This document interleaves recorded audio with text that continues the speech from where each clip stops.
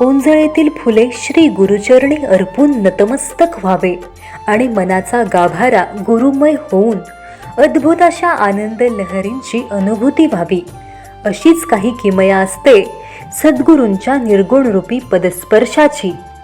अशा या आध्यात्मिक आनंदानुभवाचे वाटेकरी झाले होते भंडारा जिल्ह्यातील भाविक भक्तगण.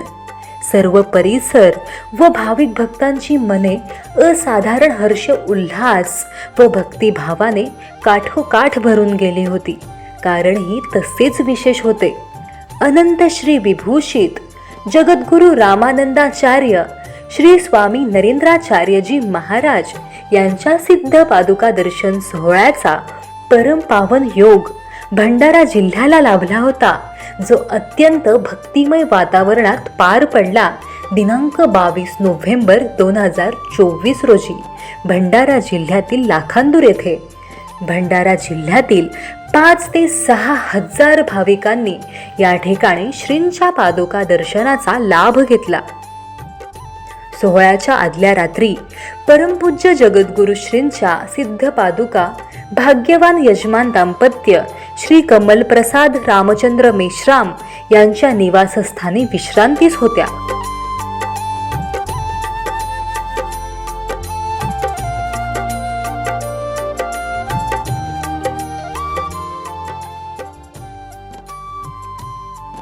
प्रातःकाळची कोवळी किरणे सृष्टीवर पसरली व उपस्थित भाविकांना सुंदर फुलांनी सुशोभित केलेल्या आकर्षक रथातील परमपूज्य जगद्गुरु श्रींच्या सिद्ध पादुका एक दैवी अनुभूती देत होत्या.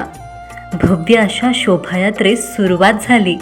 पारंपरिक वाद्यांची साथसंगत व विविध देखावे, कलशधारी महिला समवेत अगदी वाजत गाजत मिरवणूक काढून भाविक भक्त रथासोबत कार्यक्रमस्थळी पोहोचले. देव भेटेल तुझला, देव भेटेल तुझला, अशाया परी ठेव विश्वास आधी गुरुवचनावरी. देव भेटेल तुझला, अशाया परी. औक्षणाने स्वागत होताच परमपूज्य स्वामीजींची प्रतिमा व सिद्ध पादुका संत पीठावर आसनस्थ करण्यात आल्या. अशा मंगलमय वातावरणात वेदसंपन्न पुरोहितांद्वारे यजमानांच्या हस्ते षोडशोपचारे परमपूज्य जगद्गुरु श्रींच्या सिद्ध पादुकांचे विधिवत पूजन करण्यात आले.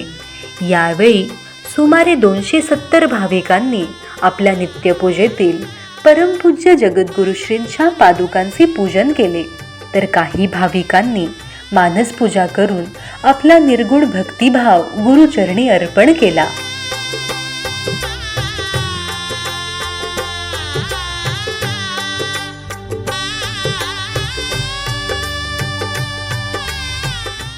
तुम्ही जगा, दुसऱ्याला जगवा या संदेशाचे कृतिशील अनुसरण करत अनेक कल्याणकारी सामाजिक उपक्रम राबवले जातात.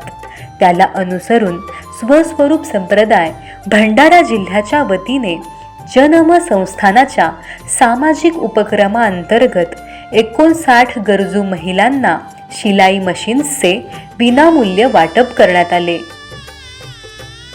ज्याप्रमाणे एक कुशल शिल्पकार दगडाचे रूपांतर सुंदर अशा मूर्तीमध्ये करतो, तसेच गुरुकृपेने वाल्या कोळ्याचे परिवर्तन वाल्मिकी ऋषींमध्ये झाले. त्याचप्रमाणे सद्गुरूंना अनन्य भावे शरण जाणाऱ्या बद्ध जीवांच्या जीवनाचे सोनेच होते. कारण सद्गुरू हे चालते बोलते ईश्वरच असतात. मनुष्याला देवपण देण्याचे सामर्थ्य सद्गुरूंमध्येच असते. अशा प्रकारे आपल्या प्रवचन सेवेतून जन्म प्रवचनकार सुरेखा कुलकर्णी यांनी जीवनात गुरु का आवश्यक आहे हे पटवून दिले. यानंतर श्रींच्या पादुका दर्शनाला सुरुवात झाली. 469 भाविकांनी उपासक दीक्षा घेतली, तर 5 ते 6 हजार भाविकांनी चरण दर्शनाचा लाभ घेतला.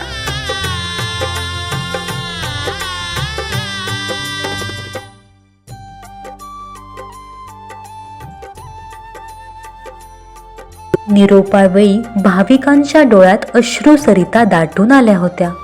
सांजारतीने कार्यक्रमाची सांगता झाली व परमपूज्य जगद्गुरुश्रींच्या सिद्धपादुकांनी देखील पुढील नियोजित स्थळी प्रस्थान केले. श्री गुरुदेव.